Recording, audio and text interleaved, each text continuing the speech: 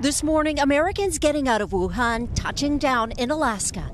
More than 200 people facing quarantine for 2 weeks. In Anchorage, the passengers were screened twice more and were approved to continue on to California by the CDC. Fear of the mysterious coronavirus is spreading. British Airways, the first international carrier to suspend all flights to the mainland. The U.S. also considering an all-out ban on travel to and from China. This is a potentially very serious public health threat. This is a very fast-moving, constantly changing situation. Scientists are making some progress in duplicating the virus to come up with a treatment.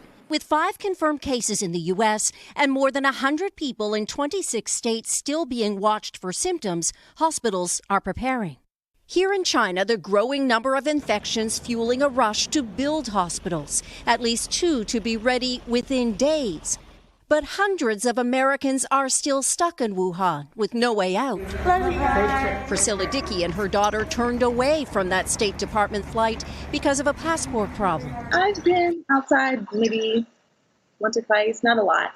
I just kind of want to stay in and not worry about whether or not I'm going to get sick. Sam Roth in Wisconsin, unsure how to get his wife and young daughters back home. Sometimes I'll look at the headlines and I'll get really scared and think, what have I done?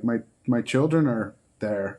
Restrictions to contain the virus have paralyzed much of China. Around Beijing, villages are building roadblocks to keep visitors out. And masks are selling out across Asia. Yet in Wuhan the other night, a moment of determination. Voices in the dark chanting "Jiayou," what people say for encouragement here, a way of urging someone to be strong and keep going.